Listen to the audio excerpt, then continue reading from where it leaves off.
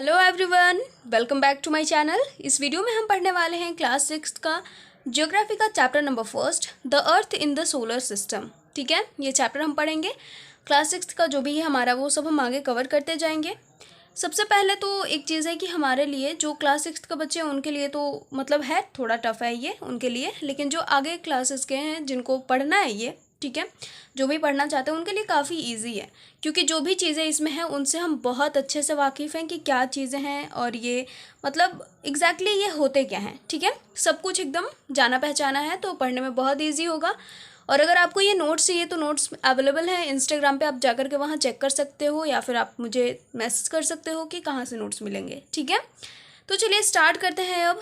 कि सबसे पहले जो स्टार्टिंग है तो हम तो बेसिकली जो पढ़ेंगे कि सोलर सिस्टम में जो अर्थ है वो किस तरह से है और अर्थ के आसपास मतलब कौन सी चीज़ें हैं। स्टार्टिंग करेंगे हम फुल मून एंड पूर्णिमा से, क्योंकि यहीं से स्टार्ट होता है हमारे बुक में। तो फुल मून क्या है? फुल मून अगर मतलब हाँ पूरी तरह से ये जो चांद है वो अगर पूरा है तो ये क्या हो गया? फुल मून हो गया। इट मीन्स पूर्णिमा, हिंदी में इसको बोलते हैं पूर्णिमा। ठीक है, न्यू मून क्या हुआ? न्यू मून मतलब नया चांद। अब नया चांद इसका मतलब नहीं है कि चांद पूरा हो गया और एकदम से खूबसूरत दिख रहा है, वो नहीं हुआ।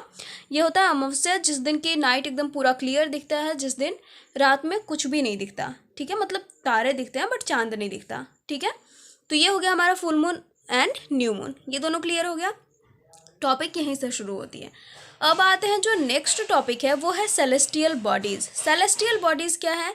तो the sun, the moon and all those objects shining in the night sky are called celestial bodies.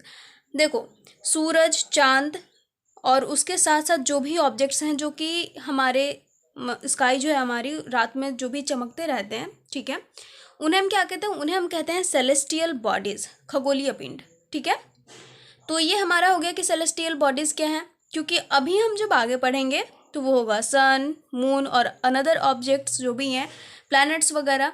तो उससे पहले जान लेना ज़रूरी है कि ये किस चीज़ के पार्ट हैं। ठीक है, तो ये क्या हमारे, इन्हें हम कहते हैं सेलेस्टियल बॉडीज़। ओके, आगे बढ़ते हैं। तो अब जो हमें पढ़ना है वो है सन, मून और अदर ऑब्जेक्ट्स, मतलब कि जो हमारे स्टार्स हैं। तो आप सबको पता होगा कि जो सन है हमारा वो क्या है? वो एक स्टार है। ओके, तो स्टार क्या होते हैं भाई? The celestial bodies which have their own heat and light and are made up of gases are called stars. वैसे सेलेस्टियल बॉडीज, ठीक है, सेलेस्टियल बॉडीज में तो हमारे सारे आ गए जो भी सन, मून और अदर ऑब्जेक्ट्स हैं। तो अब यहाँ पे बात होगी कि वैसे सेलेस्टियल बॉडीज जिनके पास अपनी लाइट होती है, अपना हीट होता है, ठीक है, और क्या से बने होते हैं? गैसेज से बने होते हैं। ठीक है, उन्हें हम क्या कहते हैं? उन्हें हम कहते हैं स्टार्स। ठीक है, क्लियर हो गया। अब सन भी हमारा स्टार है तो उसके बारे में भी हमें पढ़ना है इस बुक में, इस चैप्टर में। उससे पहले देख लूँ कि जो स्टार्स होते हैं वो बहुत बड़े होते हैं और बहुत ज़्यादा गर्म होते हैं। वो अपनी जो हीट एंड लाइट है उसको बहुत ही लार्ज अमाउंट में एमिट करते हैं, मतलब हमें देते हैं। ठीक है, फैलाते हैं पूरे जगत में। तो अब बात ये आती है कि स्टार्स अगर बहुत बड़े हैं और बहुत ज़्यादा गर्म होते हैं, ठीक है, उनके पास अपने हीट और लाइट है, वो तो हीट का छोड़ो, लाइट है ये पता है हमें। ठीक है, अब वो बहुत ज़्यादा हॉट है और बहुत ज़्यादा बिग हैं। ठीक है, ये चीज़ कैसे क्लियर होगा कि हाँ वो सच में इतने बड़े हैं? क्योंकि जब सूरज निकलता है, सूरज भी क्योंकि एक तारा है, लेकिन जब सूरज निकलता है तो उससे हमें बहुत ज़्यादा गर्मी लगती है और बहुत ज़्यादा लाइट भी मिलता है। लेकिन वही इतने सारे स्टार्स होकर के भी उनसे उतनी लाइट नहीं मिलती है, उतना हीट नहीं मिलता है। तो क्यों होता है ऐसा? क्योंकि जो सन है वो हमारे काफ़ी नज़दीक है, बट बाकी के जो स्टार्स हैं हमारे वो सन से काफ़ी दूर है, और बहुत ज़्यादा दूर होने की वजह से क्या होता है, उनकी हीट और उनका लाइट हमें पता नहीं चलता। लाइट तो फिर भी थोड़ा थोड़ा दिखता है बट हीट का बिल्कुल भी पता नहीं चलता। ठीक है, तो ये चीज़ें क्लियर हो गई कि वो क्यों दिखते हैं। अब सिंपल सा एग्जांपल हमारी बुक में दिया हुआ है कि जब एरोप्लेन नीचे होता है तो वो कितना बड़ा दिखता है। ठीक है, एरोप्लेन कितना बड़ा दिखता है, लेकिन वही अगर आसमान में उड़े तो इतना छोटा सा दिखता है। तो अब इसका मतलब ये थोड़ी है कि वो इतना ही छोटा सा है, ऐसा नहीं होता ना। हम उसे पास से जाकर के देखते हैं तो वो बड़ा दिखता है और जब दूर चला जाता है तो छोटा दिखता है। बिल्कुल वैसे ही अगर स्टार यहाँ हो तो बहुत बड़ा, मतलब इतना ज़्यादा बड़ा होगा कि हम सोच भी नहीं सकते, और वही अगर बहुत दूर चला जाए तो एकदम छोटा सा दिखता है। ठीक है, इतना क्लियर हो गया सबका? आगे बढ़ते हैं। अब सन के बारे में क्या क्या चीज़ें दी हुई हैं हमारे बुक में। तो sun provides the pulling force which binds the solar system. Sun क्या करता है? एक पुलिंग फोर्स प्रोवाइड करता है जो कि सोलर सिस्टम को बांध के रखता है, मतलब कि सारे ग्रह जो हैं वो अपने ही जो उनका ऑर्बिट होता है उसी में घूमते हैं। ठीक है, वो कहीं और नहीं जाते। वो सब क्यों होता है? एक फोर्स की वजह से होता है। ठीक है, about 150 million kilometre away from the earth. Sun earth से कितनी दूरी पे है? 150 मिलियन किलोमीटर अवे। ये आपको याद रखना कि मिलियन किलोमीटर में, क्योंकि हम आगे सोलर सिस्टम पढ़ेंगे तो उनमें सिर्फ हम ये नंबर लिखेंगे और ये वाला नहीं होगा, तो आपको समझ लेना है कि क्या है, मिलियन किलोमीटर है। क्लियर हो गया? सन के पास भी अपनी हीट एंड लाइट होती है, सन सेंटर में होता है सोलर सिस्टम के, ये सब तो पता होगा आपको, और अगर नहीं पता होगा तो ये बता दिया मैंने, अब क्लियर हो गया होगा। ठीक है, आगे कॉन्स्टेलेशन। कॉन्स्टेलेशंस क्या होते हैं? Various patterns formed by different groups of stars. अलग अलग ग्रुप ऑफ स्टार से बहुत सारे पैटर्न बनते हैं, जैसे कि ये इस तरह से स्टार से, अलग अलग स्टार्स हैं, ठीक है, तो ये ग्रुप ऑफ स्टार्स हम इसको बोल सकते हैं। और इस तरह से अगर ये हो जाए तो ये एक पैटर्न बन गया, ठीक है, ये एक पैटर्न बन गया। तो इसी पैटर्न को हम क्या कहते हैं? कॉन्स्टेलेशन कहते हैं। बहुत सारे पैटर्न बनते हैं बहुत सारे ग्रुप ऑफ स्टार्स से, जैसे कि एग्जाम्पल में है बिग बियर और उर्सा मेजर कॉन्स्टेलेशन, ठीक है, जिसको हम सप्तऋषि भी बोलते हैं। देखो, big bear and Saptarishi are the other names of Ursa Major constellation. Saptarishi सबने देखा होगा तारा, जो कि बहुत क्लियरली आपको आसमान में दिख जाएगा जब तारे निकलते हैं ना, नाइट क्लियर होता है एकदम, बिल्कुल भी बादल नहीं होता, तो आप सप्तऋषि को बहुत ही आसानी से देख सकते हो। 7 तारे होते हैं और बहुत अच्छा दिखता है, ठीक है, तो इसे हम आराम से पहचान सकते हैं। आगे हमारे पास है प्लैनेट्स। प्लैनेट्स क्या होते हैं? कम्स फ्रॉम ग्रीक वर्ड प्लैनेटाई। पहले तो जान लो कि प्लैनेट कौन से वर्ड से आया है? प्लैनेटाई वर्ड से आया है, जिसका मतलब होता है वैंडर्स। वैंडर्स मतलब घुमक्कड़, ठीक है। तो क्योंकि पृथ्वी घूमते रहती है, अपने अक्ष पे भी घूमती है, सूर्य के चारों तरफ भी घूमती है, तो इसीलिए उसका नाम दिया गया है। मतलब सिर्फ पृथ्वी नहीं, बाकी के जो भी हैं, ठीक है, तो इसीलिए उन्हें क्या गया है? वॉन्डर्स, ठीक है, प्लैनेटाई से आया है प्लैनेट। आगे हमारे पास है कि जो प्लैनेट्स होते हैं उनके पास अपना हीट और अपनी लाइट नहीं होती, मतलब कि वो कहीं से उधार लेते हैं, ठीक है, मतलब कि वो सन से लेते हैं लाइट, जिसकी वजह से हमें दिखाई देता है दिन में। Lead by the light of stars. Stars की लाइट से चमकते हैं, और वो जिससे ज़्यादा ये लिट होते हैं, जिससे ज़्यादा इन्हें प्रकाश मिलती है, रोशनी मिलती है, वो कौन सा स्टार है? वो है हमारा सन, ठीक है। यहाँ तक क्लियर हो गया सबका? आगे बढ़ते हैं। आगे हमारे पास आएगा सोलर सिस्टम। सोलर सिस्टम में कौन सी चीज़ें होती हैं? सन होता है, 8 प्लैनेट्स होते हैं, सैटेलाइट्स होते हैं और अदर सेलेस्टियल बॉडीज़ होते हैं, ठीक है। सन से तो आप परिचित हो चुके हो, प्लैनेट से भी हो चुके हो, ठीक है। सैटेलाइट्स क्या होते हैं? तो जो मून है, ओके, जो मून होते हैं वो क्या है? वो हमारे सैटेलाइट हैं, लेकिन वो नेचुरल सैटेलाइट हैं। बाकी ह्यूमन मेड सैटेलाइट भी होते हैं, जो कि हमारे लिए बहुत ज़्यादा इंपॉर्टेंट है और बहुत ज़्यादा बेनिफिशियल है, ठीक है। उसके बाद है अदर सेलेस्टियल बॉडीज़, जिनमें कि हमारे मेट्रोइड्स और एस्ट्रॉइड्स शामिल हो जाते हैं, ठीक है। ये रहा हमारा सोलर सिस्टम। सोलर सिस्टम कैसा बना है आप देख सकते हो, तो ये देखने की ज़रूरत नहीं है कि कैसा है, हमें पढ़ना है कि सोलर सिस्टम में क्या है एग्जैक्टली। तो ये रहा मरकरी, ये वेनस, ये अर्थ, ये मार्स है इधर, और ये जुपिटर, सैटर्न, यूरेनस और इधर नेपच्यून, ठीक है। मरकरी कितना है? 58 million kilometre away from sun. Venus 108 million kilometre away, Earth 150 million kilometre away, Mars 228 million kilometre away, Jupiter 778 million kilometre away, Saturn 1427 million kilometre away, Uranus 2869 million kilometre away, और जो Neptune है वो 4496 million kilometre away. ये सब है दूरी हमारी सन से बाकी क्या प्लैनेट्स की, ओके। अब ये चीज़ और है यहाँ पे कि जो अर्थ है उसका ट्विन किसको कहा जाता है? तो ट्विन तो पता होगा कि क्या होता है, बिल्कुल एक जैसे जुड़वा जिसको हम बोल सकते हैं। तो अर्थ का ट्विन कहा जाता है वेनस को, क्योंकि ये जो शेप एंड साइज होता है उसमें थोड़ा सा अर्थ की तरह लगता है, ठीक है, इसीलिए इसको अर्थ का ट्विन कहा जाता है, ठीक है। अब एक चीज़ और है, जो एस्ट्रॉइड्स होते हैं हमारे वो इधर पाए जाते हैं, ये इधर, ये घूमते भी, ये भी हैं, गोल गोल घूमते हैं सन के, लेकिन ये जुपिटर और मार्स के बीच में पाए जाते हैं, ठीक है। याद रखना है आपको कि मार्स और जुपिटर के बीच में हमारे एस्ट्रॉइड्स पाए जाते हैं, ओके। अब देखो हम प्लैनेट्स के बारे में और भी चीज़ें देखेंगे कि प्लैनेट्स वन स्पिन अपने एक्सिस पे कब कवर करता है, उसके अलावा सन के चारों तरफ घूमने में कितना दिन लगाता है, कितने साल लगाता है, और इनके मून कितने कितने हैं, ठीक है। तो देखो मरकरी 59 डेज में अपनी एक एक्सिस पे पूरा करता है, जैसे कि अर्थ एक दिन में पूरा कर लेती है, इसको पूरे 59 डेज लगते हैं, ठीक है। वेनस को 243 डेज लगते हैं, अर्थ को तो 1 डे, मार्स को भी 1 डे लगते हैं, जुपिटर को 9 आवर्स 56 मिनट लगते हैं, सैटर्न को 10 आवर्स 40 मिनट लगते हैं, यूरेनस को 17 आवर्स 14 मिनट और नेपच्यून को 16 आवर्स 7 मिनट, ठीक है। इधर देख सकते हो आप कितनी जल्दी ये लोग अपनी एक्सिस पे स्पिन कंप्लीट कर लेते हैं, ठीक है। सबसे ज़्यादा तो वेनस को लगता है अपनी एक्सिस पे घूमने में। उसके बाद है सन के अराउंड, सन के गोल गोल ये कितने दिनों में घूमता है, तो मरकरी 88 डेज में घूम लेता है, वेनस 255 डेज में, अर्थ 365 डेज, मार्स 687 डेज, ठीक है। 687 डेज का मार्स पे एक साल होता है, अबाउट 12 ईयर्स, ठीक है। 11 ईयर समथिंग था, तो हाँ 11 ईयर 11 महीने था, तो इसलिए अबाउट 12 ईयर्स लिख दिया मैंने। उसके बाद है सैटर्न, 29 ईयर्स लगते हैं इनको एक स्पिन ऐसे एक पूरा एक ऑर्बिट पूरा करने में, ठीक है, चारों तरफ गोल गोल सन के 29 साल 5 महीने। उसके बाद है 84 साल लगते हैं यूरेनस को, उसके बाद नेपच्यून को 164 ईयर्स। अब देख सकते हो कितना ज़्यादा टाइम ले रहा है नेपच्यून, क्योंकि वो काफ़ी दूर है, ठीक है, तो इन्हें काफ़ी दूर का सफ़र करना पड़ता है।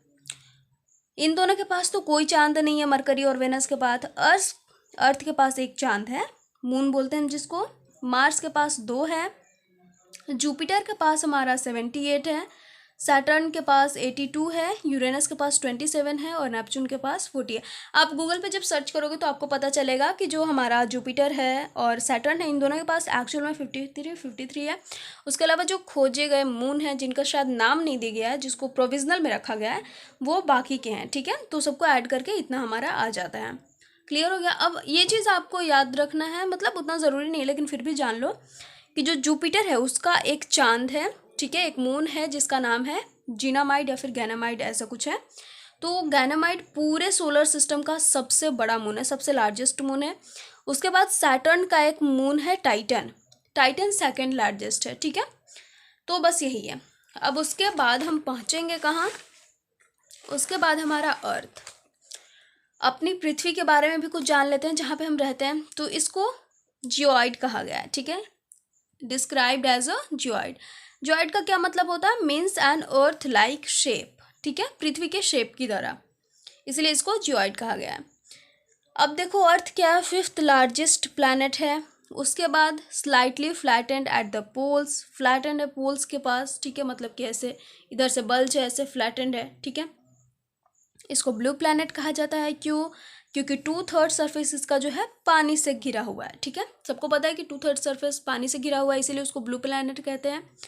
उसके अलावा है कि इसको यूनिक प्लैनेट भी कहते हैं। क्वेश्चन भी हमारे एनसीईआरटी में कि इसको यूनिक प्लैनेट क्यों कहते हैं, सोलर सिस्टम में ये यूनिक क्यों है, क्योंकि इसके पास वो सारी चीज़ें हैं, एयर वाटर, जो कि हमारे लिए, हमारे सर्वाइवल के लिए एसेंशियल है, ज़रूरी है, जो कि लाइफ को सपोर्ट करती है, इसीलिए ये क्या है, यूनिक प्लैनेट है, ठीक है।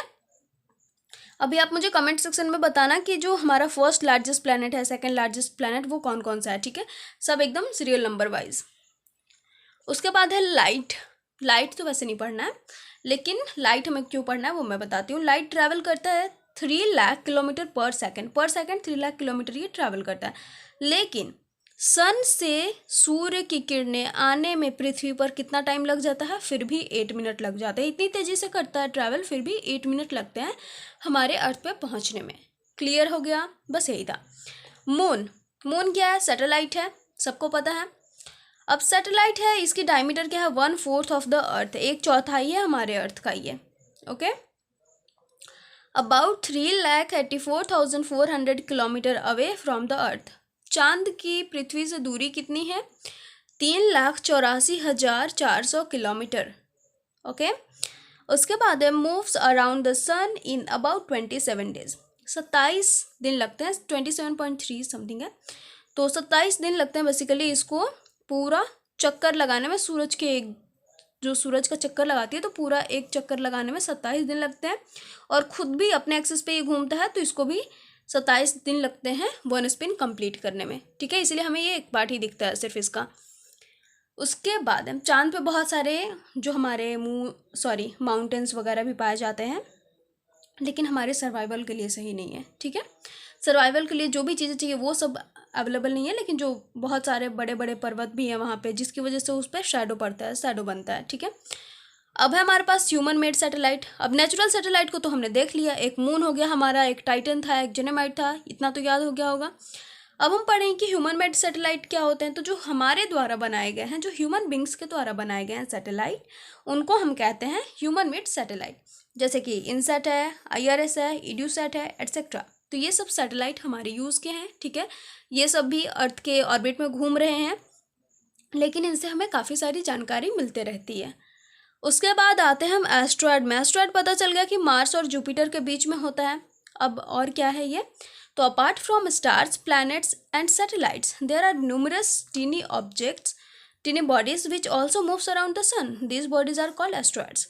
देखो, स्टार को छोड़ करके, प्लैनेट को, सैटेलाइट को, इन सबको अगर हम अलग कर दें तो उसके अलावा भी बहुत सारे छोटे छोटे बॉडीज़ होते हैं हमारे सोलर सिस्टम में, जो कि सन के गोल गोल घूमते हैं।